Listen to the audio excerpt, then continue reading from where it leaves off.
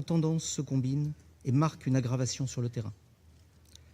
Premièrement, les violences de colons contre les populations palestiniennes s'intensifient dans un climat d'impunité, et cela sans réponse de la part des forces armées israéliennes.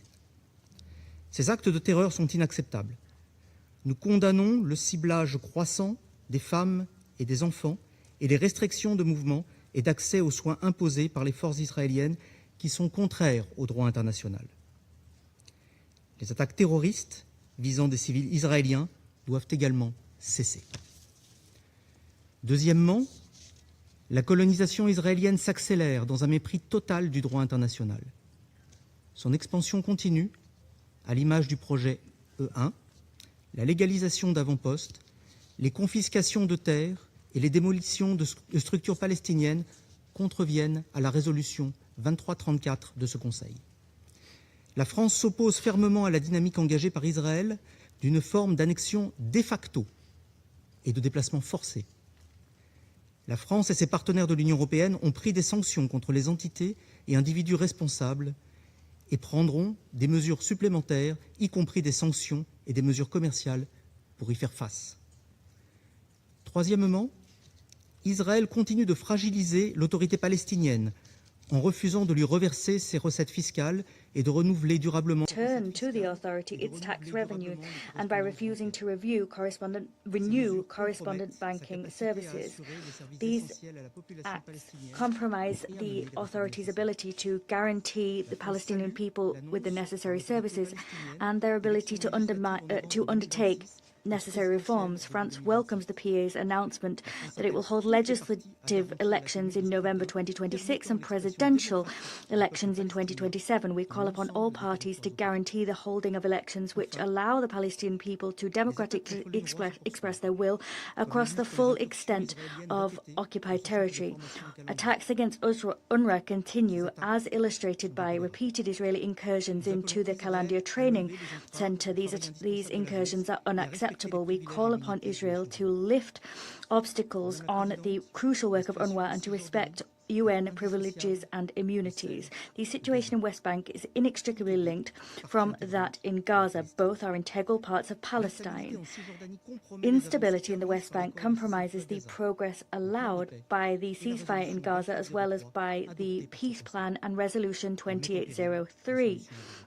All of this imperils the two-state solution. France decries the Israeli Prime Minister's rejection of the agreement on Hamas disarmament. That is a long-held demand on our part and something that features in the New York Declaration that was adopted last year. France commends the efforts of the US, Egypt, Qatar and Turkey to achieve this essential goal, essential that is for regional security. We call once again upon all parties to accept this agreement. Hamas must lay down its weapons. It is also crucial that the Israeli army withdraw from the Gaza Strip, that the International Stabilization Force be deployed there to support the Palestinian forces and to prepare for the return of the Palestinian Authority at full strength. Finally, humanitarian aid must be able to enter immediately, completely and at scale into Gaza, as this council called for when it adopted 2803 last year. President, 1 year after the adoption of the New York Declaration, which must indeed remain our roadmap for collective action, France will continue to support efforts for the two-state solution. That is the only viable solution for peace and lasting security for all in the region. I thank you.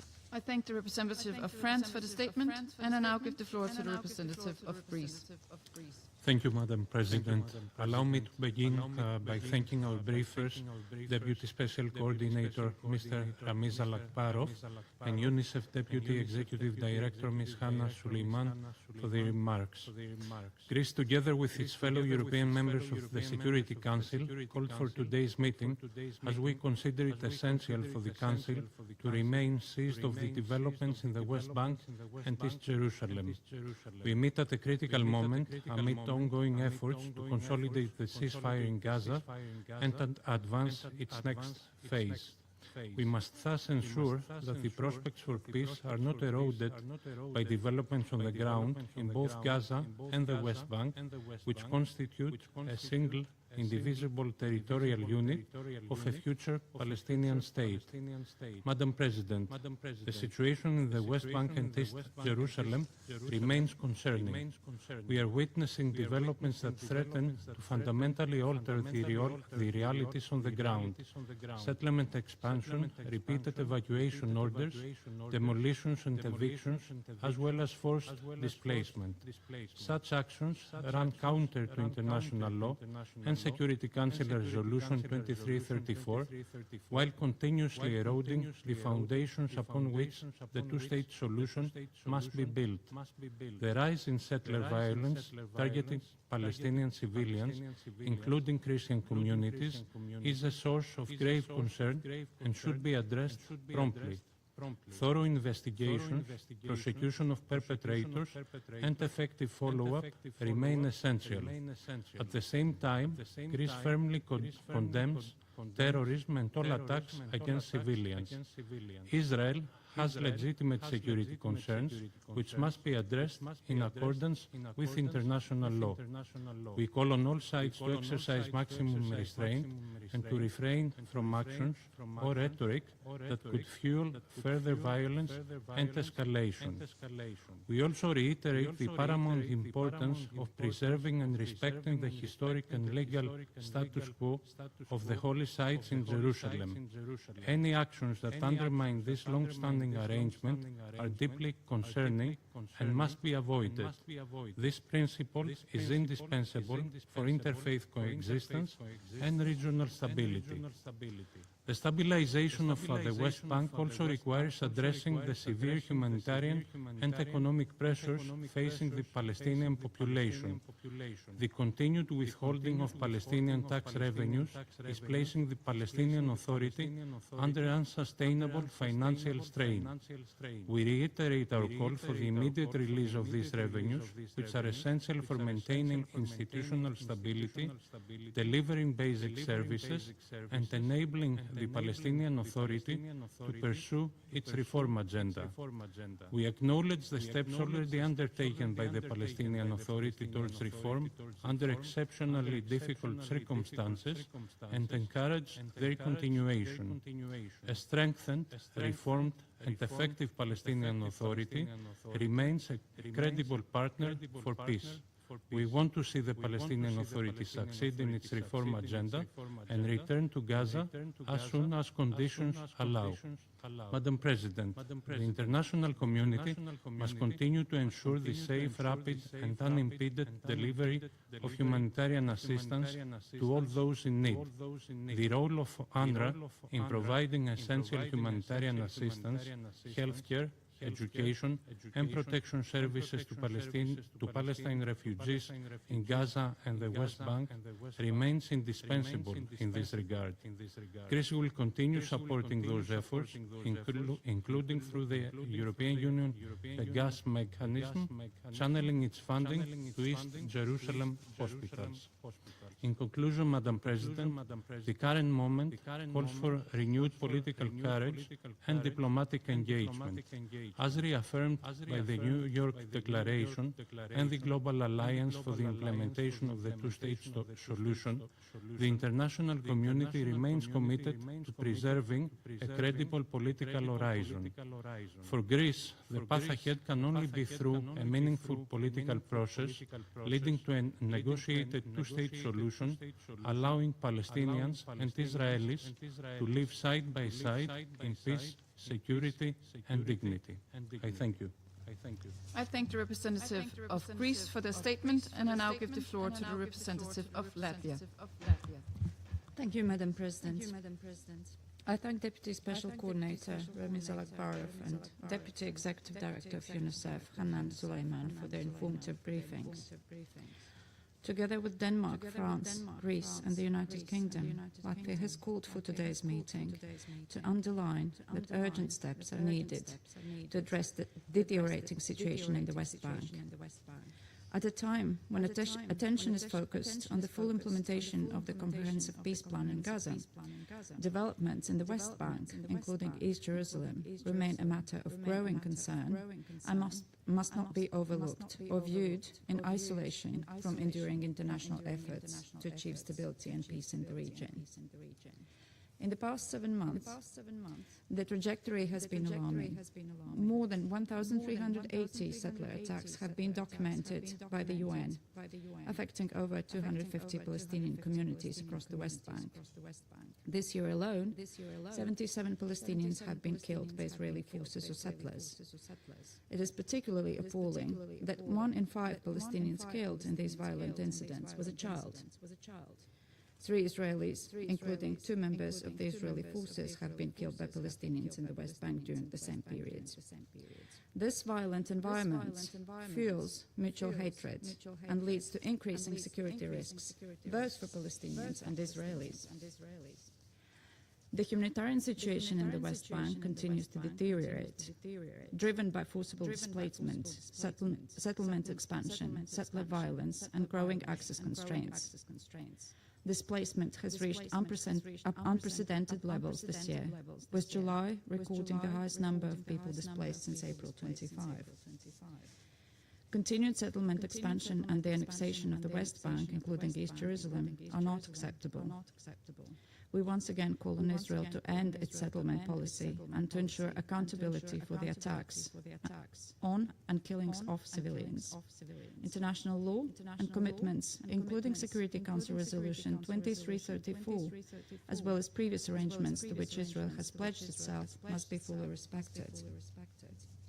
The increasing acts of violence and vandalism by settlers directed against religious sites and places of worship in the West Bank further inflame tensions in already volatile environments. And we call on Israel to abide by the historic status quo arrangements governing the holy sites in Jerusalem and protect and ensure the safety of all religious communities. The extensive grid of checkpoints and roadblocks continue to make it difficult for Palestinians to access their workplaces and basic services, including schools and hospitals. Students have been affected by demolitions, military raids on educational institutions, and detention while traveling to school.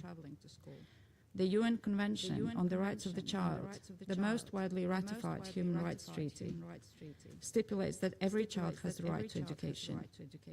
Moreover, education is one of the strongest foundations for a lasting peace and reconciliation, to be fostered through a reformed curriculum that leaves no room for extremism. Access to healthcare is similarly affected, with patients, including children, in need of specialized or emergency care, facing delays in reaching medical facilities. Safe and sustained access to education and healthcare, protection of civilians, and facilitation of rapid, safe, and unimpeded access to essential services must be ensured. The measure is contributing to the Palestinian Authority's fiscal crisis and undermining the Palestinian economy are deeply concerning.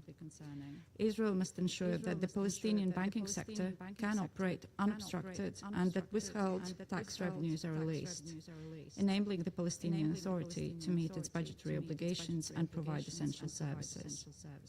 At the same time, the Palestinian Authority must fulfill its commitments to pursue meaningful, comprehensive reforms.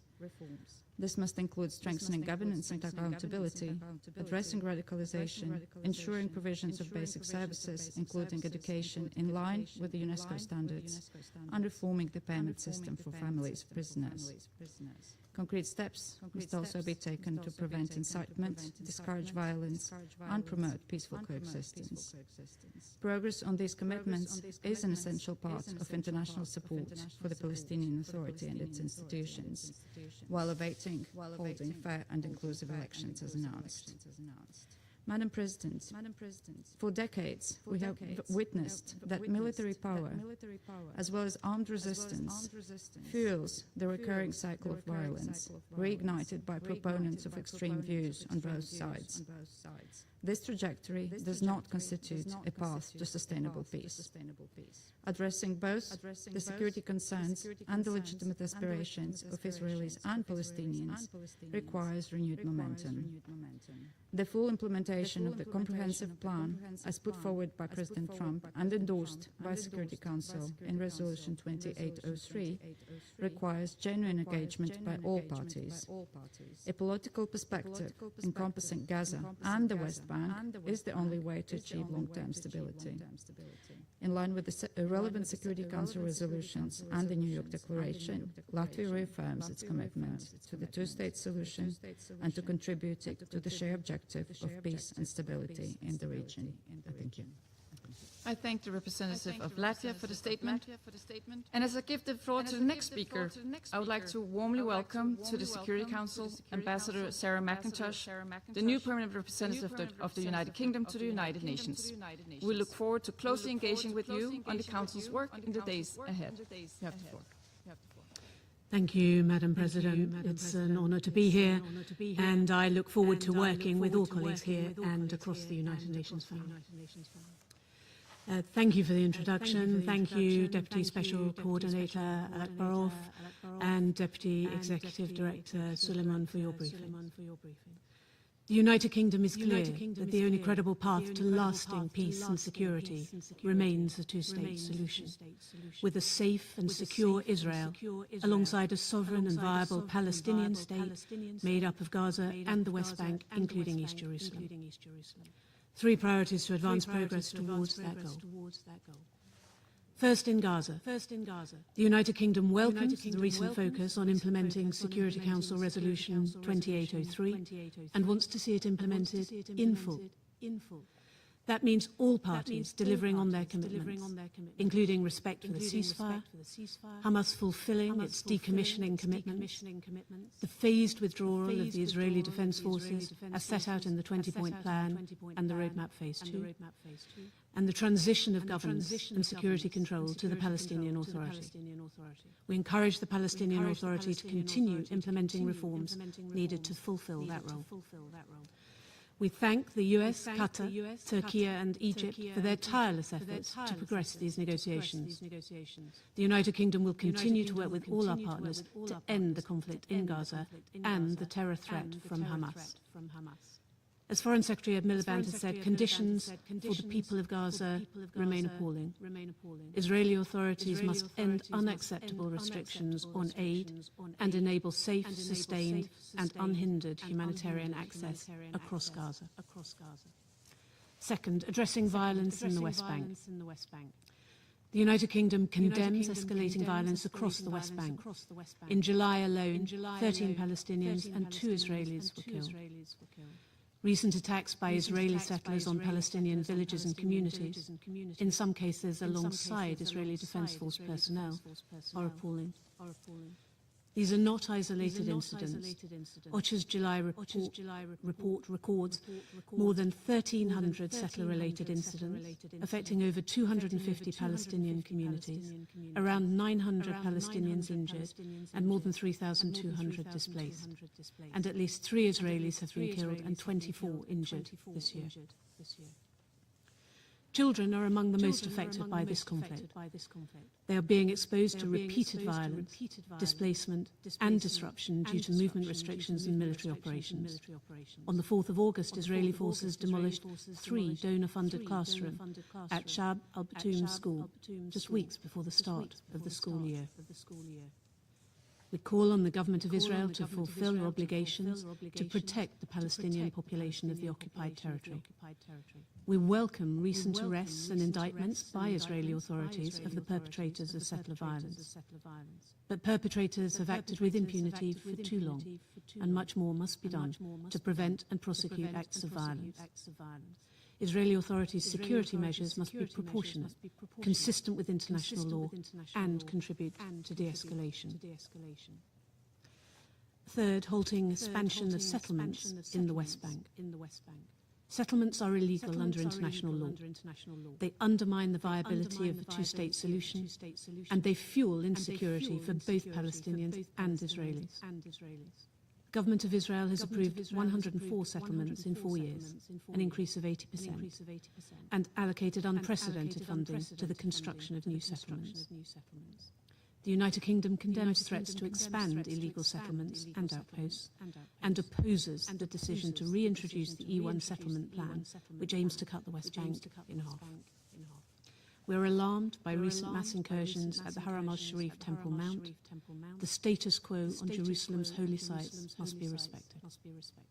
Madam President, in the past weeks, we have seen renewed efforts to implement Resolution 2803, which offers the most viable pathway towards lasting peace.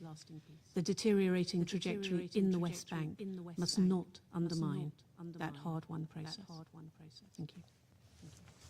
I thank the representative of the United Kingdom, and I now give the floor to the representative of the Democratic Republic of the Congo. Madam President, the DRC thanks the Deputy Special Coordinator for the Middle East Peace Process, Mr. Ramiz Alakbarov, as well as the Deputy Executive Director of UNICEF, Ms. Hanan Suleiman, for their insightful briefings. Barely a month ago, on June 29th, my delegation had already expressed its concern regarding the persisting violence and tensions in the West Bank. Developments since then, unfortunately, have only heightened this concern and highlight the urgent need to maintain conditions conducive to a lasting peace. The DRC believes that de-escalation and the prevention of new tensions must remain the absolute priority for the sake of all populations concerned, as well as regional stability. My country has strongly condemned all violence against Palestinian civilians as well as Israeli civilians and all acts of terrorism, and call on all parties to demonstrate restraint. My country has been attentively following the evolution of the situation as well as the growing difficulties that face civilian populations, especially in the West Bank, including East Jerusalem. Displacement, restrictions on access, and disruptions of essential services continue to affect the most vulnerable communities. My delegation is especially concerned by the situation of children who are the primary victims of this instability. In the West Bank, disruptions of access to education, healthcare, and essential services further jeopardize children and the most vulnerable families. The DRC underscores the importance of maintaining, whenever possible, the continuity of these services and to guarantee that every child is able to grow, learn, and to develop in conditions that are decent and that foster a bright future. Here, the DRC would like to reaffirm the importance of the full implementation of Resolution 2334 of 2016 of the Security Council, as well as the respect for obligations under international law. We encourage all parties involved to avoid measures and actions that could further inflame tensions, compromise stability on the ground, or hamper progress toward a negotiated and lasting solution. We are troubled by the humanitarian situation, and we therefore call for continued efforts to guarantee safe, rapid, predictable, and coordinated humanitarian access for populations in need. In this regard, we commend the actions of the UN as well as the humanitarian organizations that continue their mission under difficult circumstances. The DRC also encourages the strengthening of coordination between actors involved in order to facilitate aid delivery in line with legitimate security needs, protection of civilians, and international law.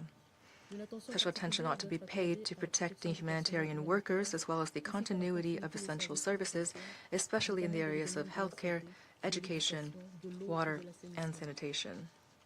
Madam President, the government of my country is convinced that the response to the current challenges must be part of a broader political perspective. The international community ought to continue to support efforts to create conditions for a lasting peace that is based upon dialogue, respect for international law, and due regard for the legitimate security concerns of all parties.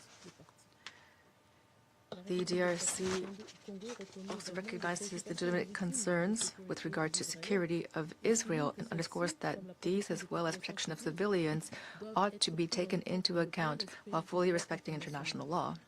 We therefore encourage all parties to exercise restraint, pursue dialogue, and abstain from any actions that could exacerbate the situation on the ground.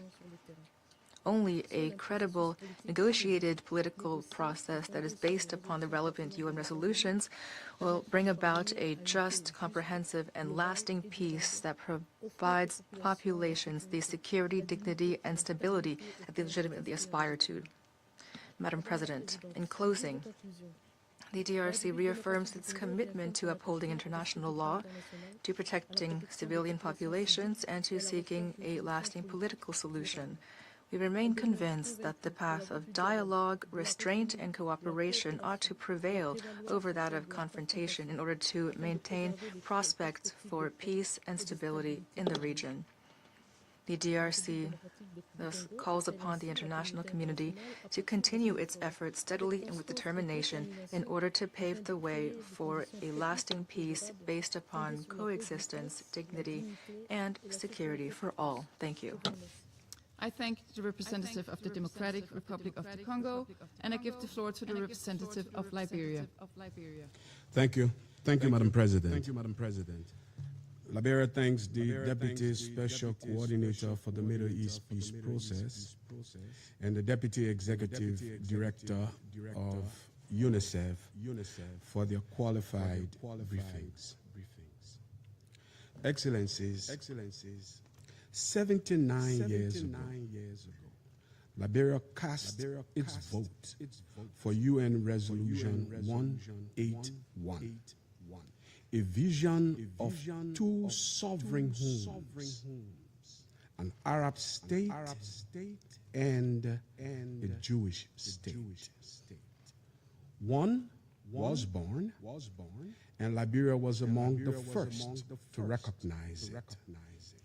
The other has spent nearly 8 decades caught in the cruel physics of occupation, displacement, and unfulfilled promise. Liberia has never withdrawn that vote. Today, this council treats the two-state solution like a permanent destination we describe in briefings rather than a political decision we actually enforce. We deplore, we adjoin.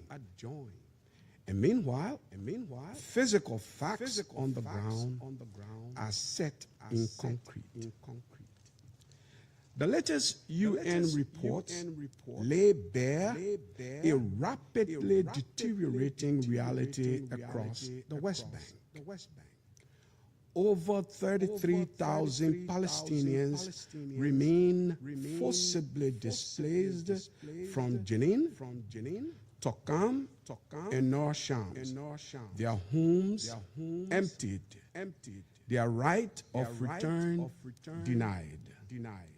Acceleration of the E1 settlement project and ongoing land grabs threaten to sever the West Bank in two, dealing an irreversible blow to any viable contiguous Palestinian future. These are not administrative adjustments. They are the systematic burial of peace. Yet, Liberia's clarity remains absolute on two non-negotiable principles. First, security is indivisible. No durable peace can ever take root while Israelis live under the terror of attacks. We condemn such violence unequivocally. Concurrently, we condemn with equal severity the unbearable suffering inflicted upon Palestinian civilians, where women and children bear the catastrophic brunt of a crisis not of their making. Hamas an armed faction that holds a population's statehood hostage to its own survival, paradoxically undermines the very liberation and much needed statehood it claims to pursue. The full implementation of Resolution 2803 and the decommissioning of non-state weapons are essential to establishing one legitimate government, one law, and one accountable security authority. The same is and must be true about ending settlement expansion and its associated violence in the West Bank. Second, human dignity cannot be conditional. The Secretary General's reports record a staggering scale of violence and violations against children across the region. No child should ever become collateral damage to the political failures of adults. Madam President, Liberia asks this council to measure our credibility on this issue against four tests: protection, return, accountability, and viability. If we fail these four tests, let us then drop the diplomatic pretense. We are not preserving a two-state solution. We are presiding over its slow motion disappearance. History will not ask whether this council issued enough press statements or debated the Middle East and Palestinian question time without number. It will ask whether, when the window for peace was being sealed shut beneath concrete and violence, we had the courage to act. Excellencies, Liberia cast its vote for two states in 1947. 79 years later, we continue to stand for the security of both peoples, the dignity of both peoples, and the absolute right of their children to inherit a future defined by peace. Definitely not by perpetual war. I thank you for your kind attention. I thank the representative of Liberia for the statement, and I now give the floor to the representative of Pakistan. Thank you, Madam President. The distinguished permanent representative of Liberia just reminded, and very rightly, this council of its responsibilities towards this situation that we are discussing. And the two briefings we have heard today are, in fact, calls for action. The situation as presented is grave. The figures quoted speak for themselves. Deputy Special Coordinator Ramiz Al-Akbarov provided the crux. These are not isolated developments. These are interconnected steps, building on decades of conflict and occupation that are undermining the prospects of the two-state solution. And Deputy Executive Director Hannah Suleiman informed us of the wide-ranging humanitarian consequences of what was happening in the West Bank, especially for children.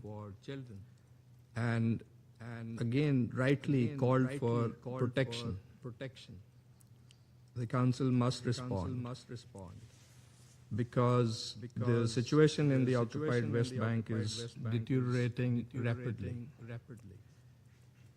What we are witnessing is a clear pattern of coordinated illegal measures designed to entrench the occupation, alter the demographic and territorial realities on the ground, and undermine the prospects of a Palestinian state. Settlement expansion has reached an alarming scale. The expansion of settlements in the E1 area, the launch of the Crimson Thread project, and the settlement activities in the heart of West Bank are all part of a broader effort to fragment the Palestinian territory. This is accompanied by unprecedented settler violence. The West Bank has experienced its largest displacement crisis since 1967. Furthermore, expanded unlawful Israeli authority over land registration, administration, and enforcement is compounding de facto annexation in violation of UN Security Council resolutions and the ICJ advisory opinions. Alongside these measures, the continued withholding of Palestinian revenues is severely undermining Palestinian institutions. These revenues belong to the Palestinian people and must be released immediately and in full. We are equally alarmed by escalating provocations at the Al-Aqsa Mosque, Al-Haram Al-Sharif.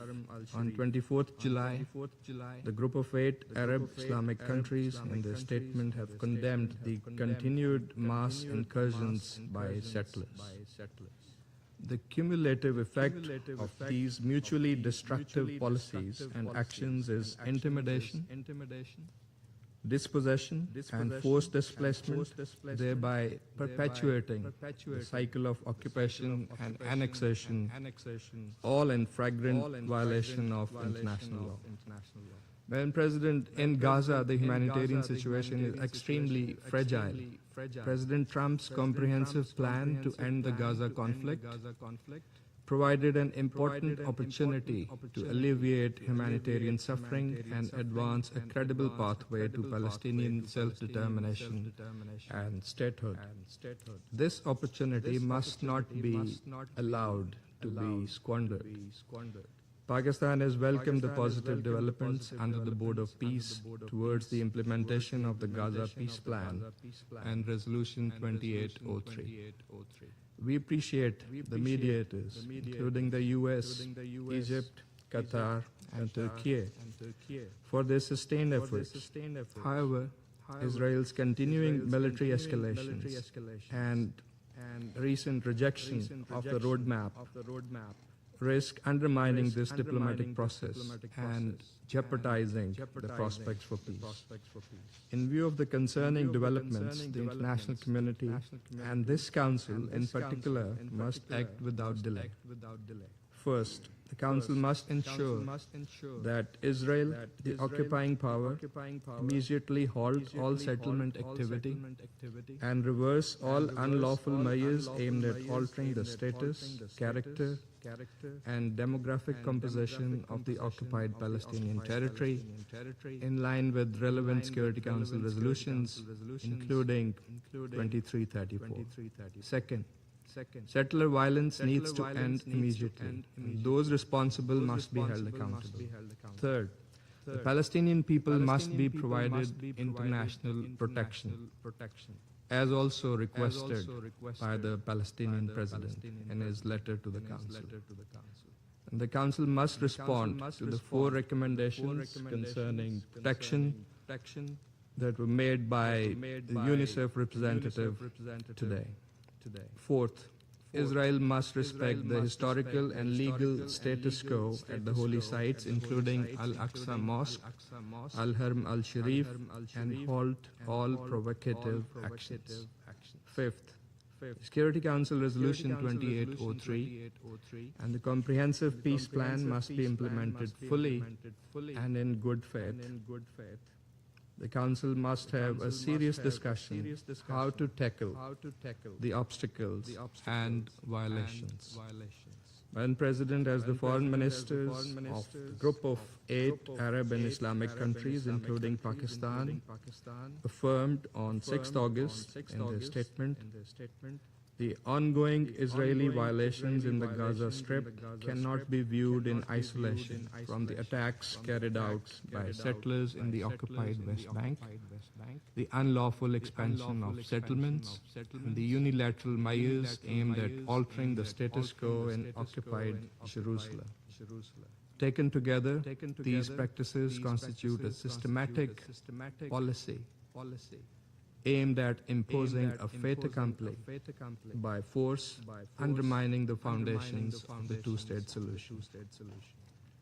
Madam President, the situation is approaching a dangerous tipping point. Unless this trajectory is reversed, the consequences for the two-state solution and for peace and stability across the region could be catastrophic. The path to peace is clear. It lies in ending the Israeli occupation and enabling the Palestinian people to exercise their inalienable right to self-determination through the establishment of an independent, sovereign, viable, and contiguous state of Palestine based on the pre-1967 borders with Al-Quds al-Sharif as its capital. It is the only credible foundation for a just, lasting, and comprehensive peace in the region. I thank you. I thank the representative of Pakistan for the statement, and I now give the floor to the representative of the Russian Federation. Madam President, Russia supported the convening of today's Security Council meeting with a goal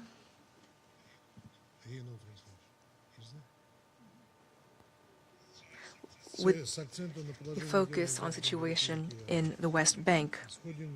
We believe it's unacceptable to further erode international attention toward the task of achieving a just and lasting Middle East settlement, the cornerstone of which was and remains the Palestinian-Israeli conflict. The confrontation, which decades later remains the key irritant in the region, perpetuating its general state of crisis and causing new flashpoints of tension to emerge in the broader Middle East region. We thank the Deputy Special Coordinator of the UN for the Middle East peace process, Ramiz Al-Akbarov, and the Deputy Executive Director of UNICEF, Hanan Suleiman, for their detailed briefings on the situation in the West Bank. We agree with the alarming assessments of these UN representatives. Essentially, the West Bank is approaching a point of no return with a risk of profound destabilization of the military-political situation in the entire region. The reasons for this dangerous trend are well known. They lie in the creeping expansion of Israel and the OPT, the escalation of settlement activity, of settlement violence, and the unprecedented tightening of Israeli restrictions on the movement of Palestinian residents. Against the position of most of the international community, West Jerusalem continues its illegal policy of building new settlements. A few days ago, the government issued yet another tender for the construction of over 600 housing units in the province of Ramallah and Al-Bira. Settler violence has reached extreme levels, and it's carried out not only with impunity, but sometimes with the connivance of Israeli soldiers.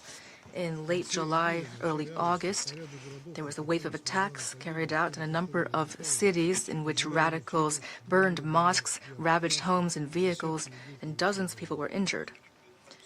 According to openly available sources, this settler violence is reaching tragic new levels. Since the beginning of this year, over 11,000 attacks have been committed. Israeli civilians have killed over 20 West Bank civilians. In parallel, we're seeing intensifying IDF operations to clear West Bank towns and refugee camps. These armed raids are accompanied by arbitrary arrests of Palestinians and large-scale restrictions on their movement. Especially troubling is the fact that due to these measures, the largest Palestinian towns are blockaded, and even emergency medical services have been suspended. We call on Israel to refrain from any arbitrary measures, including settlement activity, that undermine the prospects for a two-state solution, as well as to take effective measures to curb settler violence and to immediately return to implementing relevant UNSC and GA resolutions. Madam President, of equal concern is the volatile situation in another part of the OPT, that is Gaza. The practical implementation of the American peace plan for Gaza has essentially stalled. Certainly, it's important to note that thanks to the efforts of mediators, large-scale bloodshed has ceased in the enclave. However, the ceasefire regime continues to be systematically violated, mainly by Israel. This is clearly demonstrated by the numbers of victims. In less than a year since the formal entry into effect of the ceasefire, Israelis have killed almost 1,300 Palestinians. Among them, according to UNICEF figures, there are almost 300 children. That means that over the past 300 days in Gaza, on average, one child has been killed per day by Israeli soldiers. Despite this tragic reality, here at the Security Council, a number of Western delegations have, over the past few months, placed the entire responsibility for the stagnation of the Gaza peace plan on Hamas alone. We all recall how during Security Council meetings, the leadership of Hamas were insistently called upon to immediately lay down their arms, not to hinder the work of the National Committee for the Administration of Gaza, and to accept the roadmap of the High Representative of the Board of Peace, Nikolai Mladenov. We'd like to hope that our Western colleagues will show the same unity and resolve with regard to the other party to the conflict in light of the public rejection of the roadmap by West Jerusalem, while Hamas has agreed to the deal. Madam President, we repeatedly noted that success of any peace initiative on Middle East settlement will be measured by the achievement of its chief goal, the creation of a single, independent, and contiguous state of Palestine on the West Bank and Gaza, with its capital in East Jerusalem. The creation of a state coexisting in peace and security with Israel. As demonstrated by the experience of the past few years, it's impossible to resolve the Palestinian issue, as well as the entire spectrum of Middle East settlement issues, hastily or through the promotion of ad hoc backroom schemes. Equally futile are attempts of certain countries to monopolize the role of mediator, especially when the principal mediator acts solely in the interests of one side of the Arab-Israeli conflict. Under these circumstances, one can hardly expect to see justice or the fulfillment of the aspirations of the Palestinian people. However, an alternative path remains open. Achieving lasting stability and an improved situation in the Middle East is possible and necessary through coordinated international and regional efforts that rely on the extensive international legal basis for settlement, the cornerstone of which is the two states for two peoples formula. Thank you. I thank the representative of the Russian Federation for the statement, and I now give the floor to the representative of Panama. Gracias. Thank you, Madam President. Panama is grateful for the convening of this meeting. We thank Mr. Ramiz Alakbarov, Deputy Special Coordinator for the Middle East Peace Process, and Ms. Hanan Suleiman, Deputy Executive Director of UNICEF, for their invaluable and moving testimony.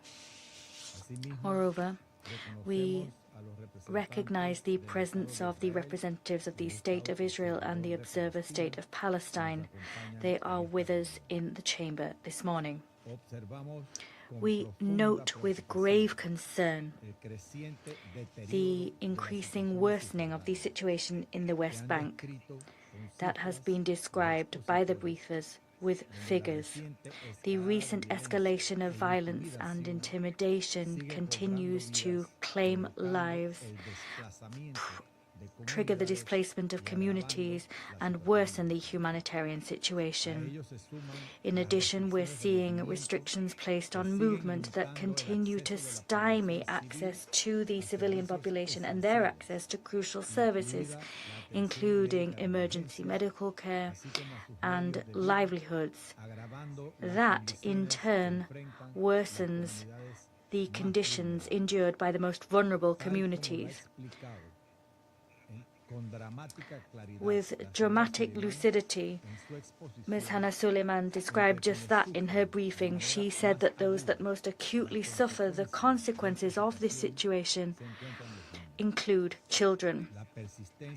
The continuation of violence, the rising tide of attacks and forced displacement do not only affect the West Bank that is the subject of this meeting. These phenomena also undermine the development, well-being and access of many children to safe, uninterrupted education. As such, we reiterate the importance of guaranteeing safe, continued access without fear or intimidation. And indeed, this access to education must also be uninterrupted. Protecting children and access to education, as well as ensuring the availability of adequate medical treatment, are all crucial components of preserving community resilience and of laying the basis for a lasting peace. Schools must remain safe spaces for learning and protection. They must be free of fear, intimidation, and spared the effects of the conflict. Any impact on educational infrastructure or any disruption to educational access undermines children's prospects for their future. President, violence does not only claim lives and destroy livelihoods, it also fuels a climate of ongoing, relentless fear that limits freedom of movement, that exposes victims of attacks to displacement risks, and this violence also undermines their physical and mental health because daily activities, such as leaving houses, become a constant source of concern and insecurity. Consequently, protecting civilians must continue to remain an immediate priority. This must be done with stringent adherence to international law, including international humanitarian law and the relevant resolutions of this Council. Against this backdrop, Panama reiterates its support for the work that the United Nations and its agencies continue to do. We particularly commend the laudable work of UNICEF done alongside international humanitarian organizations and local ones to afford assistance to civilians. We commend their work to protect children, to support efforts aimed at preserving stability too. This work must be able to continue safely in an independent and impartial fashion, while international law is stringently upheld, including international humanitarian law. We call for humanitarian personnel to be protected and full, safe, unfettered, continued humanitarian access for those who require it must be provided.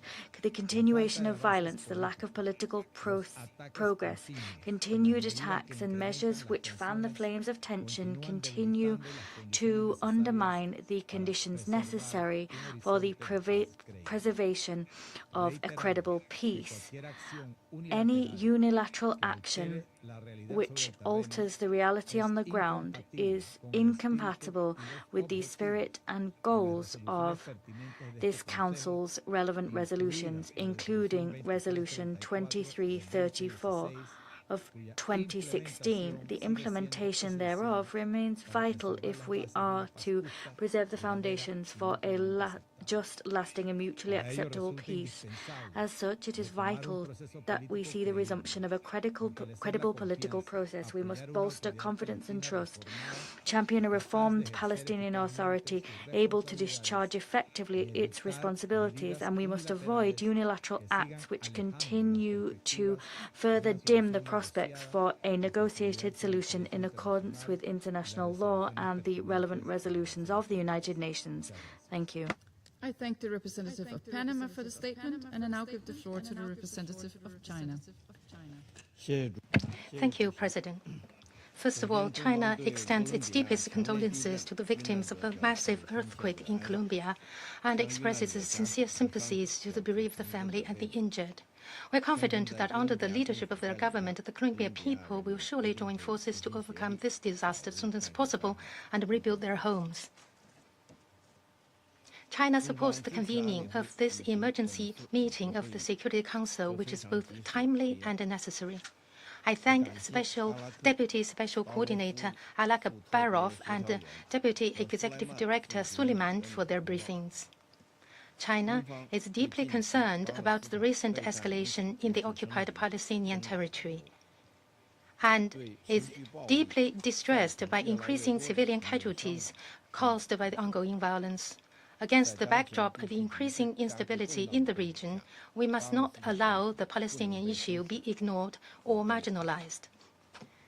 The international community should take swift action to do everything possible to curb conflict and violence, save innocent lives, and uphold fairness and justice. I would like to make 3 points. First, we must set the record straight, address the root causes, and truly respect the fundamental rights of the Palestinian people. For some time now, the situation in the West Bank and Gaza has seen a sharp deterioration, leading to more pain and suffering to the Palestinian people.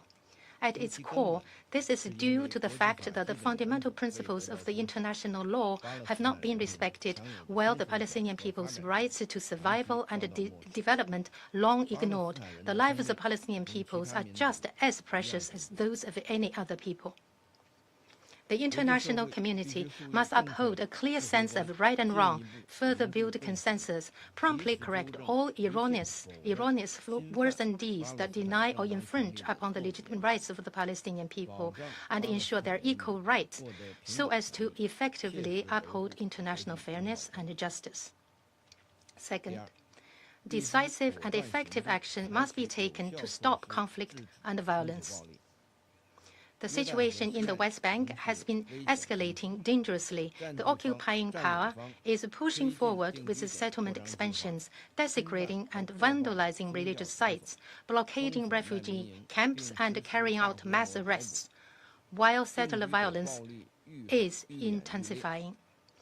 It is shocking that the training center of UNRWA has been forcibly stormed on 2 occasions.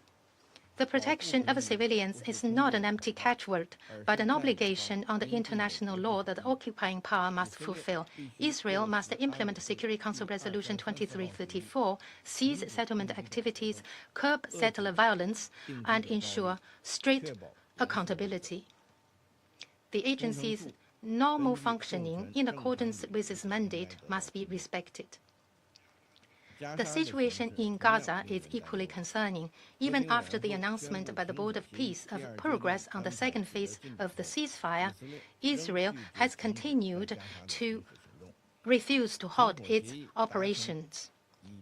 It has now been more than 300 days since the signing of the ceasefire agreement, yet a lasting ceasefire has yet to be achieved. The current situation is not due to a lack of ceasefire proposal, but a lack of a political will to implement one. China calls on Israel and all relevant parties to implement fully and in good faith the Gaza ceasefire agreement and urges Israel to comply with international humanitarian law by lifting restrictions on the entry of humanitarian supplies. Countries that have significant influence over the parties should take concrete actions to de-escalate the situation. Third, we must stay the course and make every effort to revitalize the political prospect of the two-state solution. The two-state solution is the only viable path to resolving the Palestinian issue as recognized by the international community. Any hesitation, skepticism, or wavering is unacceptable. Both Gaza and the West Bank are integral parts of the state of Palestine. Israel must end its illegal occupation of the Palestinian territories as soon as possible and cease undermining the governance structures of the Palestinian National Authority. The international community should fully respect the will of the Palestinian people, advance post-war reconstruction in Gaza in accordance with the principle of Palestinians governing Palestine, return to the correct path of the two-state solution, and realize the early establishment of an independent Palestinian state. Only in this way can peaceful coexistence between Palestine and Israel be achieved and lasting peace and stability in the Middle East be secured. Madam President, on the question of Palestine, China has always been on the side of peace, justice, and conscience. China will, as always, support the just cause of the Palestinian people to realize their legitimate national rights, work to bring an early end to the suffering of the Palestinian people, and make unremitting efforts to restore stability to the region and bring peace to its people. Thank you, Madam President. I thank the representative of China for the statement, and I now give the floor to the representative of Bahrain.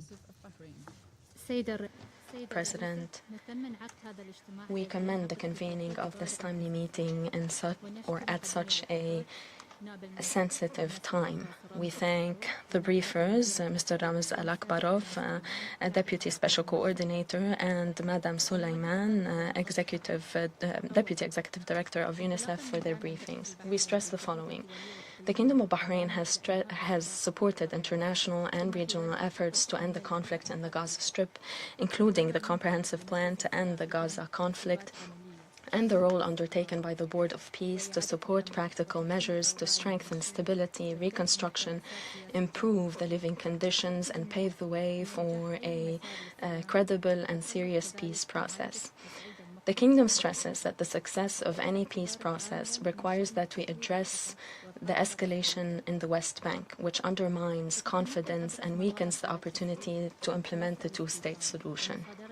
This has been thrown into sharp relief by the expansion of settlements, the seizure of land, the demolition of homes and schools, including restrictions on cities and camps, as well as rising violence by settlers and the attempts to impose a unilateral reality. This has stoked the suffering of civilians, including that of children, and undermined efforts for calm and peace. We are concerned by the escalation of violence against the Palestinian people in the West Bank. This rise has been unprecedented. 76 Palestinian civilians have been killed since early 2026, according to the United Nations. We stress the need to protect civilians, including children, from the consequences of this highly dangerous escalation. We warn against the consequences of unilateral policies, practices, and measures that are aimed to impose a unilateral reality. They run counter to international law, including IHL, as well as relevant Security Council resolutions, in addition to the inalienable rights of the Palestinian people. They run counter to the international consensus on the rejection of the annexation of Palestinian territory. Violations against Muslim and Christian holy sites are aimed at altering the identity of Jerusalem, and they cause tension as they outrage the conscience of millions of Muslims and Christians throughout the world. The Kingdom of Bahrain stresses the importance of spreading coexistence and mutual understanding to counter extremist behaviors and ideologies. We stress the need to respect the historic and legal status quo of holy sites. We stress the need to end violations perpetrated, including excavations under and around Al-Aqsa Mosque. We underline that the Holy Aqsa Mosque and Al-Quds Al-Sharif in their entirety constitute a holy site for Muslims. The management of Al-Aqsa Mosque is therefore subject to the historic Hashemite custodianship over Muslim and Christian holy sites in Al-Quds Al-Sharif. In this regard, we commend the meeting held in Amman on the 5th of August. In conclusion, the Kingdom of Bahrain stresses that East Jerusalem is an integral part of Palestine, which encompasses the West Bank and Gaza. It is the capital of the State of Palestine that must be established along the 4th of June 1967 borders. A state that lives side by side in peace and security with Israel to pave the way for the two-state solution and ensure regional integration to foster stability, security, and prosperity for all peoples of the region. I thank you.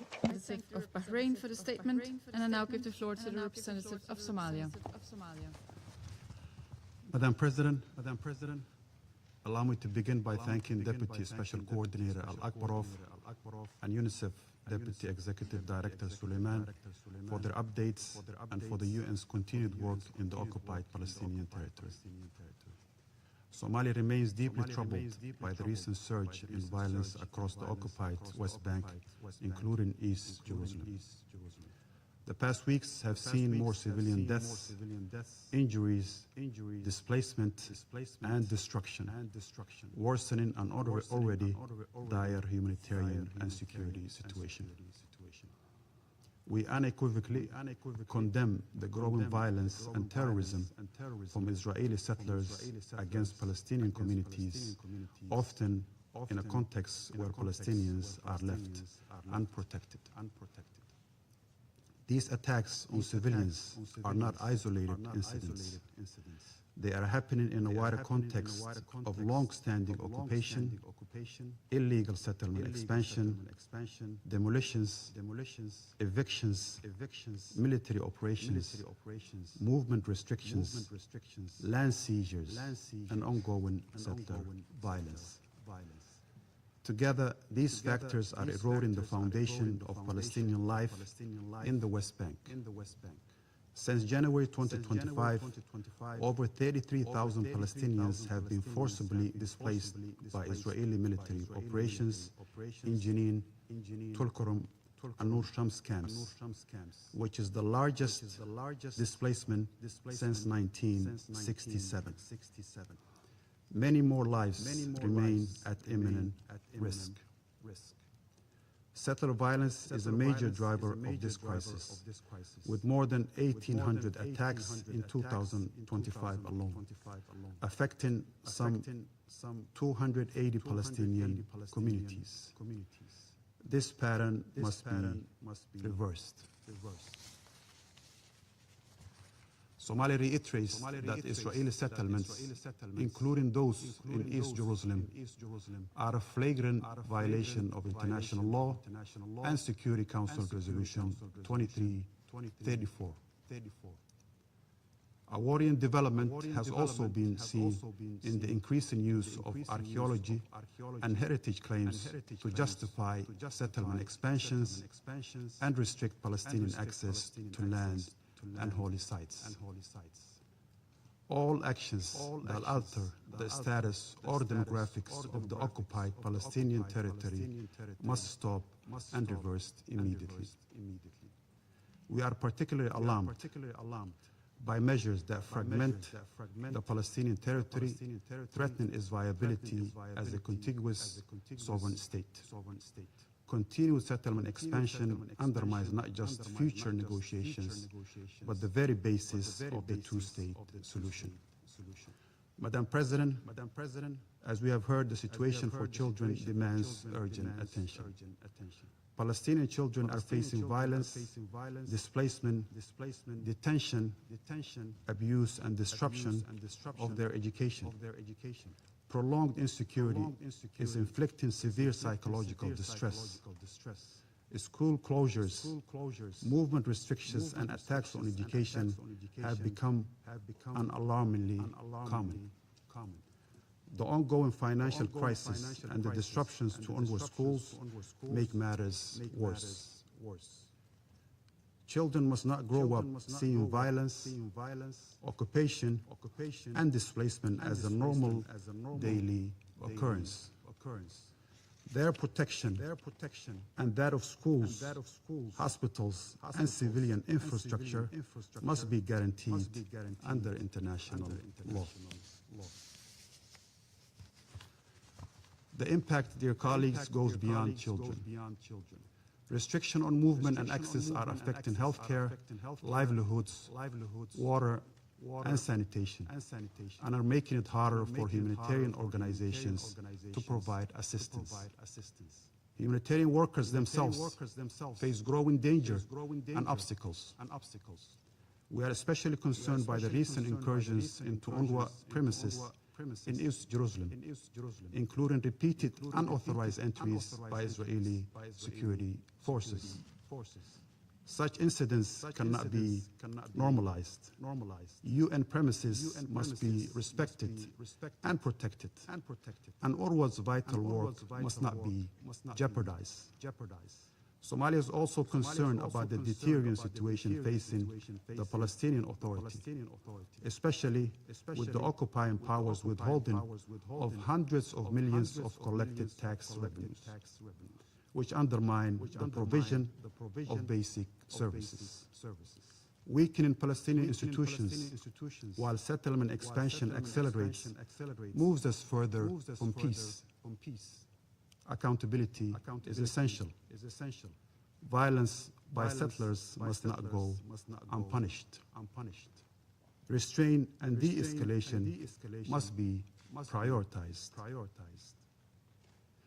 Yet restraint alone will not solve the root causes, which are entrenched in occupation, settlement expansion, and the lack of credible political horizon. The West Bank and Gaza are one territory and must be governed by a single legitimate Palestinian Authority. A political process that ignores this will not bring lasting peace. Somalia stands firmly for the inalienable right of the Palestinian people to self-determination and to an independent and sovereign state of Palestine based on the 1967 borders, with Al-Quds al-Sharif as its capital. The Council must ensure that just and lasting solution remains achievable. We call on Israel as the occupying power for an immediate end to settlement activity and violence, full respect for international law, unhindered humanitarian access, protection of civilians, especially children, and real accountability for violations, including ethnic cleansing and crimes against humanity. Madam President, above all, unless the international community and this Council turns commitment to the two-state solution into meaningful action, we are maintaining the status quo of Israeli occupation, perpetual violence and suffering for the Palestinians, including children, and the people of the region. I thank you. I thank the representative of Somalia for the statement, and I now give the floor to the representative of the United States. Thank you, Madam President, and thank you to our briefers this morning. As the United States has said many times, we strongly condemn violence by any party in the West Bank. The United States appreciates the Israeli government's condemnation of and the increased actions to counter violence in the West Bank. Israel has taken specific steps, such as increasing law enforcement actions, to boosting the IDF presence, and to allocating significant financial resources to counter violence.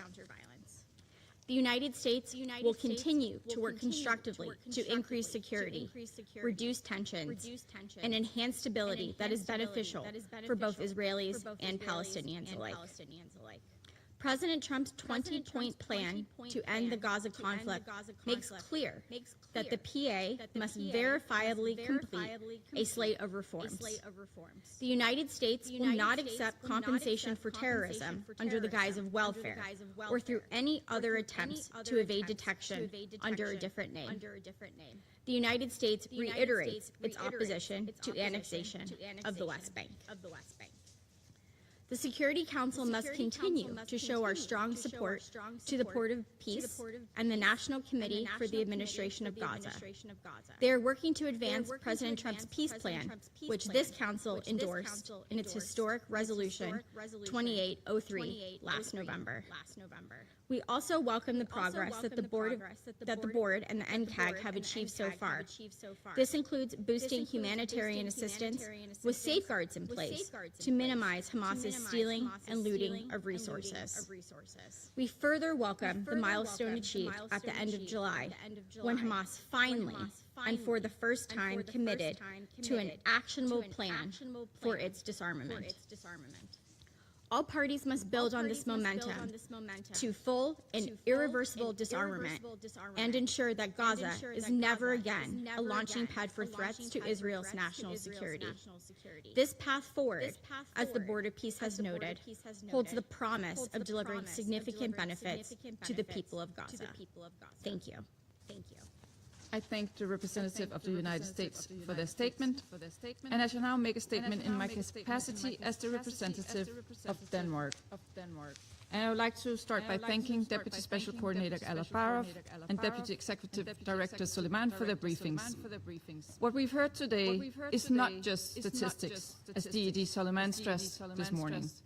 It is the daily reality of Palestinian children living under the threat of settler violence, loss of livelihood, demolition, and displacement.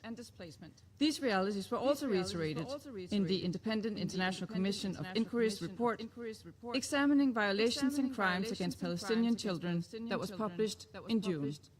At the same time, we hear that July was an exceptionally deadly month in the context of settler-related violence. This is why Denmark, together with France, Greece, Latvia and the UK, supported by other Council members, called for this urgent meeting. Colleagues, the two-state solution, as chartered in the resolutions of this Council, remains the only viable path to resolving the Israeli-Palestinian conflict. Last September, 142 states reaffirmed their support for this vision in the New York Declaration. But for this vision to materialize, the current trajectory in the West Bank must urgently be reversed. We would like to emphasize four urgent matters. First, settler violence must stop, and those responsible must be held accountable. No Palestinian child should witness homes set ablaze, access to schools hampered, destroyed livelihoods, or blocked water sources. We urge the Israeli authorities to take immediate measures to prevent violence, protect civilians, and ensure accountability. The European Union has recently put more extremist Israeli settlers and organizations responsible for serious and systematic human rights abuses against Palestinians under sanctions. Second, the expansion of illegal settlements must end immediately. We remain deeply concerned by the potential issuing of tenders for the E1 settlement, which threatens to separate East Jerusalem from the rest of the West Bank and divide the West Bank in two. We urge businesses to be aware of the potential legal, financial, and reputational risks associated with bidding for these contracts. We once again stress that Security Council Resolution 2334 must be fully implemented. Third, Palestinian children deserve to grow up under a functioning, effective, and reformed Palestinian authority, able to pay salaries and provide essential services. We therefore reiterate our call for Israel to release withheld tax revenues and for the PA to continue its important work on necessary reforms, including on democracy and good governance. Finally, the developments in the West Bank cannot be separated from what happens in Gaza. The stability of both Gaza and the West Bank is critical to any lasting peace, including to Israel's long-term security. It is in the interest of both Palestinians and Israelis to transition Gaza from war to peace. We took note of the recent news of progress towards an agreement on the disarmament of Hamas and urge all parties to reach a full agreement on this decisive issue. And we continue to call on all parties to fully respect the ceasefire, on Hamas to disarm, and on Israel to ensure the phased withdrawal of the IDF in line with Resolution 2803, as well as to ensure unhindered humanitarian aid. A lasting ceasefire will lay the groundwork for early recovery and reconstruction. In this regard, we welcome that the EU has launched the Team Gaza initiative, which Denmark is a part of. This initiative will contribute to the much-needed early recovery efforts in Gaza, including crucial areas of water infrastructure, removal of rubble, and waste. Colleagues, developments in the West Bank threaten the vision of a two-state solution that we, as international community, have elaborated in so many resolutions and declarations over the past decades. The longer we wait, the less realistic that vision becomes. This Council must stay loyal to its decisions and ensure the implementation of a two-state solution, reuniting Gaza and the West Bank, including East Jerusalem, under a reformed Palestinian leadership along the 1967 borders. Two states where where Israelis and Palestinians can live side by side in peace and security. And I now resume my function as President of the Council. I now give the floor to the permanent observer of the Observer State of Palestine. Madam President, allow me at the outset to express our appreciation to you for convening this urgent briefing upon the request of Denmark, Greece, France, Latvia, United Kingdom, supported by Bahrain, China, Russia, and Pakistan, to address the critical situation and ongoing escalation by Israeli occupation forces and settlers in the West Bank. Allow me also to thank the two briefers, Deputy Special Coordinator for the Middle East Peace Process, Ramiz Al-Akbarov, and Deputy Executive Director of UNICEF, Ms. Hanan Sulaiman, for their comprehensive reports. And let me also add, I listened very closely to the very clear, principled, powerful statements from all of you with regard to the violations committed by the Israeli occupying forces and the settlers against the Palestinian people, especially children, and we appreciate this very strong sentiment, and as many of you have indicated, what is needed is action. You are the Security Council. You have responsibilities to act and to enforce international law, and your will and resolutions, and not a single party to continue disrespecting all of us, not listening to any one of us, to be held accountable and to be brought to the position that the Charter of the United Nations expects as an obligation from each member of this esteemed organization, the United Nations. We cannot continue to meet, to condemn, to explain, to give details, and yet business as usual. Somebody takes note, ignores all of us, does not respect its obligation as a member of this organization, and we do not act. We can act, we should act, we are formed as a Security Council to make sure that the international peace and security of the world is maintained, and if any one party, a state, does not meet its obligation in this regard, to be held accountable, and you have tools available to you to act. Madam President, Israel's objective remains the same: seizing maximum Palestinian land with minimum Palestinians.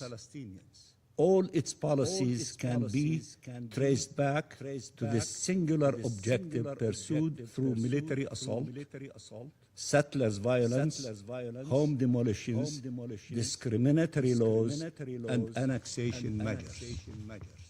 The tools and the excuses may vary, but the pattern is always the same: uprooting Palestinians from their land or denying them the right to build on it, to grab it. To the Palestinian state, recognized by nearly 160 states. We exist as a state. Look, I sit behind the plaque that says State of Palestine. We have 160 countries that recognize the State of Palestine, including the great majority of the members of the Security Council. The reality is that one state is illegally occupying the land of the other state. So therefore, we need the international community, the Security Council, to help the state of Palestine that lives under ruthless occupation, illegal occupation, using the words of the International Court of Justice, to help us to end this illegal occupation, as the International Court of Justice said, as rapidly as possible. Of course, we appreciate all efforts to make this occupation less vicious, if there is such thing as that. In the process and in the way and the path of ending this illegal occupation. That is the main objective, ending this illegal occupation, not to make it a nicer occupation. And many of you have exercised that during the time of putting an end to colonial occupation and control in the past. So I don't need to explain to you what you were struggling for in order to attain your freedom and liberation. We are the last kid around the block. We need to end this evil system imposed on us, oppressing us, stealing our resources, killing our children, doing all the evil things that the UN reports describe, all of the agencies of the United Nations describe, and other NGOs organizations describe as well. So it needs to end. And all people who respect and honor international law and their obligations as members of the United Nations and the principles enshrined in the Charter of the UN is to help us to put an end to this tragedy. We, the Palestinian people, are doing our role. We are staying in our land. We lost thousands, tens of thousands, hundreds of thousands killed and injured during the last 3 years alone. And we are doing our job in order to attain freedom and independence of our state. We need the help of those who believe in the same principles that we are committed to. And we appreciate the fact that some of you took some measures. But there is more that needs to be done, because this ruthless occupation, illegal occupation, is refusing to abide by everything that you describe, by all the reports that describe, by the articulation of the International Court of Justice. Then what should we do? Just keep urging them, keep appealing them, or resort to measures and use tools available to us. Some of you are doing it in their national capacity. We appreciate that.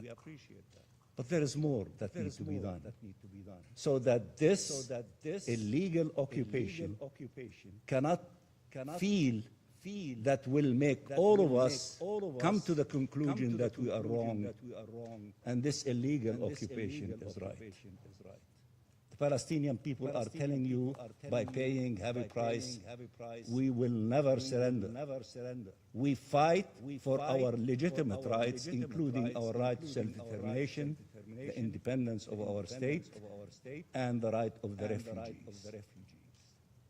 We are doing that, and we are not reinventing the wheel. All of you who faced similar situations, you struggled for your rights.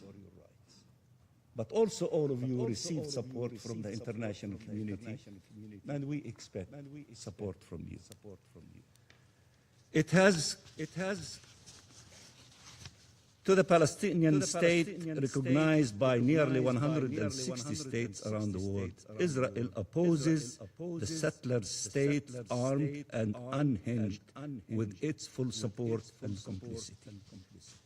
It has created an enabling environment for violence by its soldiers and its settlers, guaranteed to them effective impunity, unleashed them against Palestinian communities, refugee camps, and villages to torment and terrorize the Palestinian population. Many of you gave details.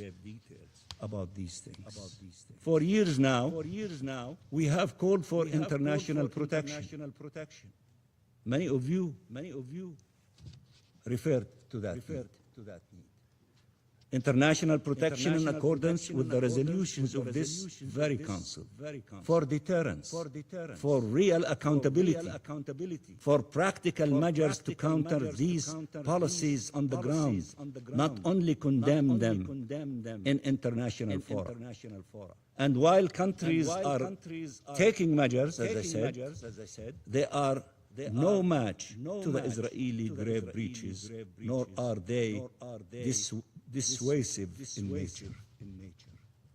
Only when it is too late will the world again realize that the cost of inaction far exceeds the burden of resolute action.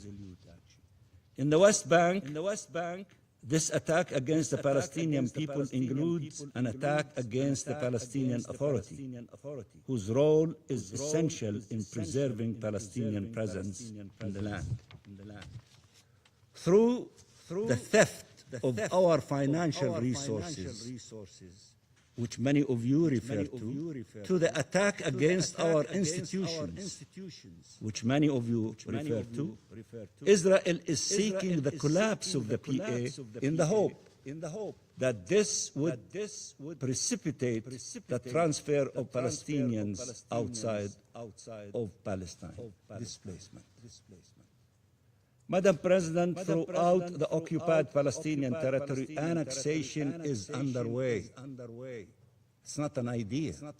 It's underway. Brutally and relentlessly.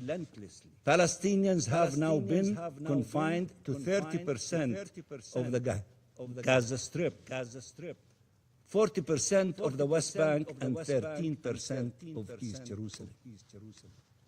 This is by design, through decades of policies aimed at emptying the land of its people, displacing and replacing them. These last few years saw a dramatic acceleration of these policies that have yet to be met with an appropriate response, able to put an end to them. There is some action, we need more, and more, and more, until this illegal occupation yield to the international law and the position of the Security Council and its resolutions. In Gaza, Israel's response to the agreement reached over disarmament and full Israeli withdrawal from Gaza was not to welcome it, but to reject it and to continue its bombardments against the Palestinian population. The Comprehensive Peace Plan and the New York Declaration rely on key principles: no occupation, no annexation, and no displacement. This is what the two plans have in common.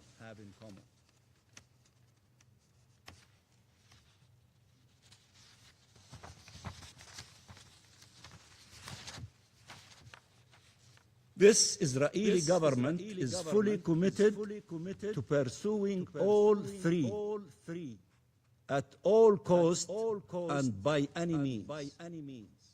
We all say no annexation, no occupation, no displacement.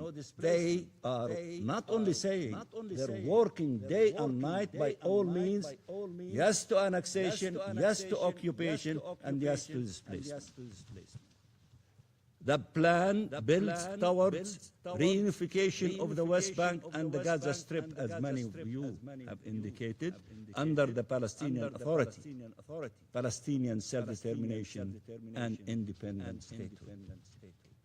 The Israeli government is fully committed at preventing them at all costs and by any means, and they don't hide it. They announce it every day. While Palestine and the Arab and Muslim countries are doing their utmost, and a number of these examples and statements that were released recently were referred to, are doing their utmost to ensure the implementation of the plan, Israel keeps undermining it, whether for electoral purposes or territorial objectives. This constant undermining of international efforts has to stop. Lives are at stake, and they cannot be subject to electoral calculations or radical ideologies. The future of the region is at stake, and it cannot be left to be decided by colonial appetite or hegemonic aspirations. We have a common vision and a common plan, and cannot allow any spoilers to derail them. They must be implemented. All of us are saying we want to implement the 20-point plan of President Trump, reflected in resolution of the Security Council 2803 and the New York Declaration. All of it, the plan, the 20 points, not a la carte menu. You select from it what you like and you discard the rest. No. From point 1 to point 20 and the New York Declaration. The international will cannot bow before the colonial whims of the Israeli government. Madam President, elections are to take place in Israel and Palestine in the coming weeks.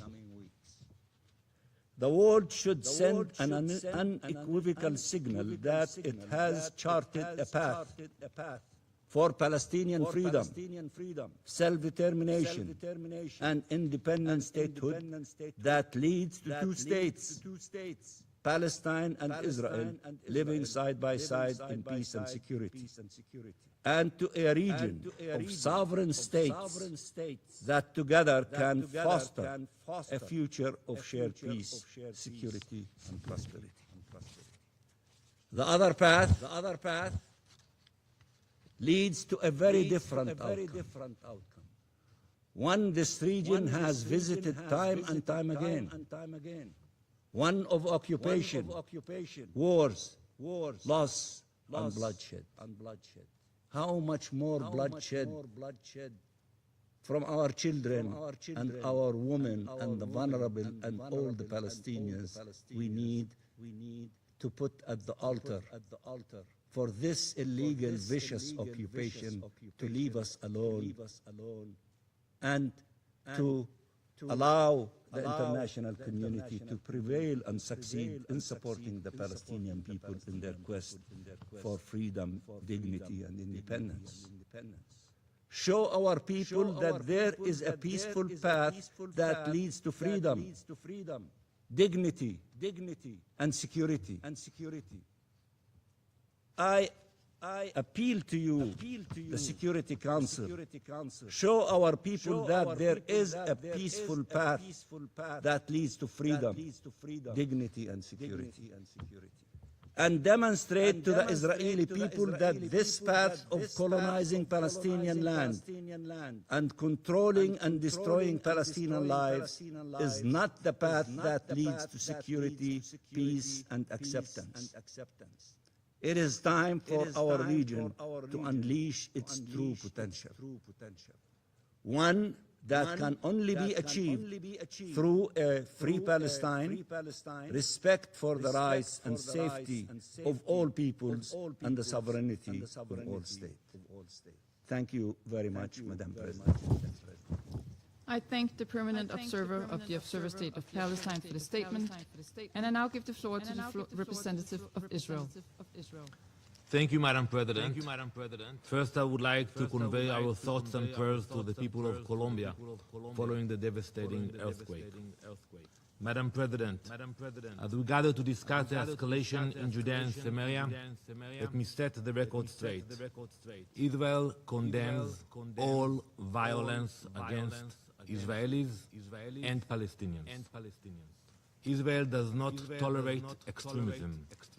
We confront it, but we do not ignore the reality on the ground. While Israeli extremist attacks are declining, Palestinian terrorist attacks are rising, making up the majority of attacks in Judea and Samaria. This May, there were 348 Palestinian terrorist attacks only in Judea and Samaria. 8 pipe bomb attacks, 282 stone-throwing incidents, 32 firebomb attacks, 24 arson incidents, and 2 serious car ramming attacks. That is up from 325 attacks in the month of April. According to the Israeli security forces, another 408 terrorist attacks were stopped before they could happen. How many of you have condemned these terrorist attacks against the Jews? None of these attacks were mentioned by the briefers, and none of these attacks were mentioned by many of you. This is the bias we are confronting today. This council is focusing on one side of the violence while ignoring the other. Madam President, Israel is combating extremist violence in all its forms. When it comes to Israeli extremism, we are expanding our presence on the ground in Judea and Samaria. Israel's comprehensive framework has led to increased enforcement against Jewish extremism. Those efforts have been successful. Through the first quarter of 2026, we opened 354 investigations, filed 20 indictments, and arrested 35 extremists. This has led to a decrease in extremist violence. There were 116 total incidents of Israeli extremist violence in June, down from 165 in March. Enforcement is ongoing. Last week, an Israeli was indicted for alleged killing of a Palestinian near Hebron. He will face the Israeli justice system. We condemn this violence. We prosecute these crimes. We hold perpetrators accountable. Our Prime Minister, Defense Minister, military leaders have all made clear addressing extremist violence is a priority for our government. At the same time, Israel is intensifying its efforts to prevent Palestinian terrorism. Our security forces are working every day to dismantle terror networks and prevent attacks before they reach Israeli civilians. We are finding a growing threat. Iranian weapons, funding and training are flowing into Judea and Samaria, alongside efforts by Hamas to establish new terrorist infrastructure. Madam President, the Palestinian Authority is supposed to help us to mitigate this problem, to fight terrorism. But instead, they continue to fall short of that responsibility. Even after presidential decree for Mahmoud Abbas, the U.S. State Department informed Congress that the PA continued pay for slay. Through 2025, they distributed about $200 million to terrorists and their families. We still see incitement to violence promoted in their communities.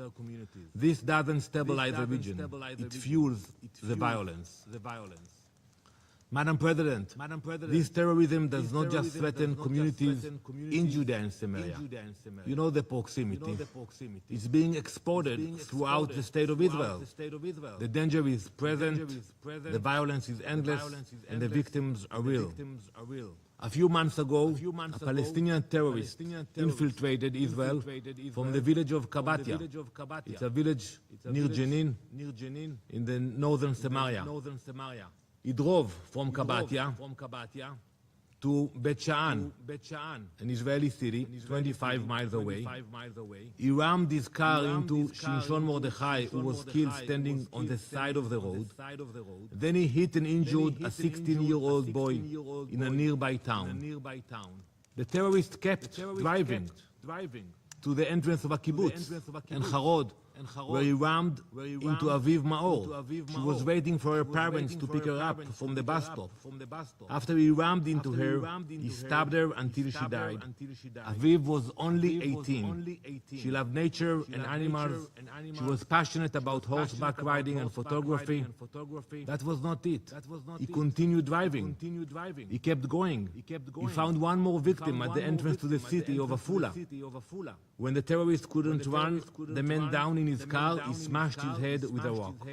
A 50-minute rampage of terror until he was neutralized. Let me ask this council, why wasn't there a special session after that incident? What about the shootings at bus stops in Jerusalem and other events? Madam President, this reality reflects a double standard that we must address today. When speaker after speaker refers to settler violence, it is an insult to thousands of years of continuous Jewish history in the land of Israel. Jews have never been and will never be settlers in Judea and Samaria. The vast majority of residents in Judea and Samaria are law-abiding citizens. Those committing violence are a tiny fraction of the people living there. They do not represent the broader community. That is why when you actually use the term settler violence, it's a provocation. Why? Because first, it denies our connection to the land of Israel.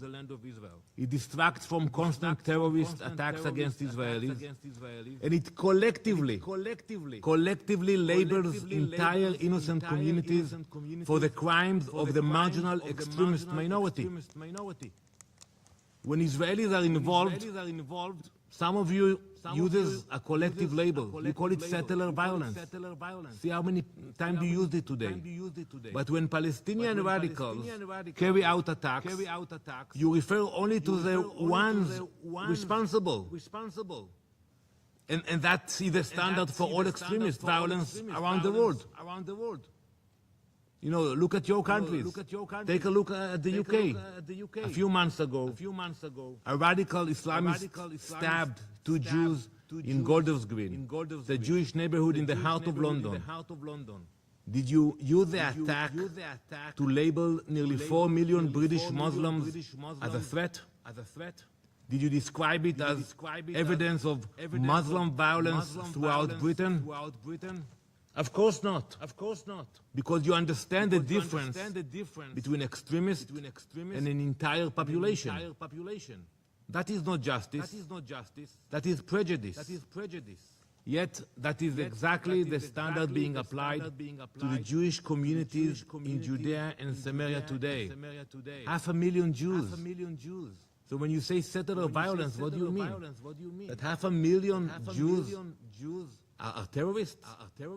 Support terrorism? Madam President, while Palestinian terrorists seek to drive Israelis from their homes, some voices in this council speak as though Jews have no right to live in Judea and Samaria. That is not true. We are not occupiers, we are not settlers. Our right to live in our land is based on our historical connection to it. It is described in the Torah, the Old Testament, and even the Quran mention the connection of Jews to the land. This past week, Jews around the world read this verse from the Torah. I will read it first in Hebrew. כי אתם עוברים את הירדן לבוא לרשת את הארץ אשר אדוני אלוהיכם נותן לכם וירשתם אותה וישבתם בה. And in English, you are crossing the Jordan River to inherit the land which God is giving you. You will inherit it and dwell in it.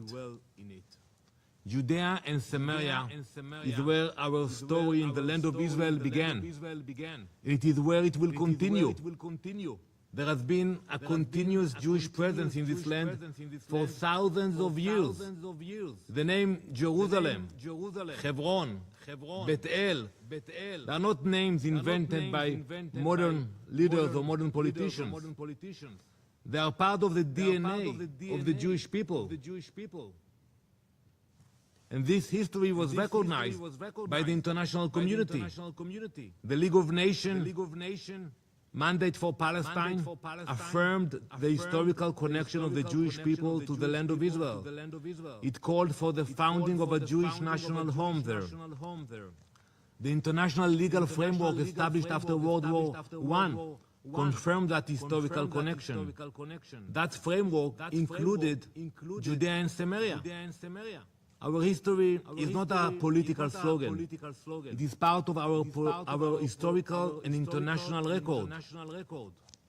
Madam President, I could lecture for hours about our biblical rights, our historical rights, our legal rights to Judea and Samaria.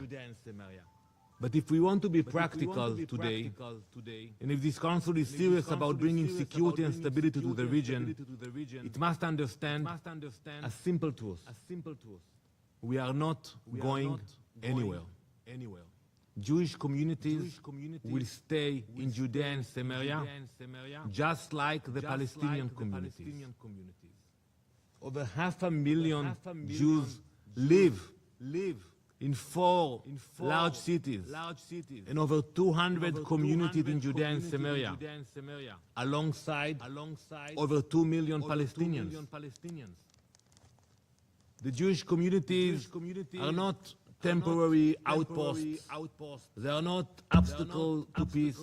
They are permanent neighborhoods, cities, homes, families. Today, this Council has a choice. It can either repeat rhetoric that fuels the conflict, or it can support real efforts to find a way to live in peace, in stability, and security. Thank you, Madam President. I thank the representative of Israel for the statement. There are no more names inscribed on the list of speakers. The meeting is adjourned.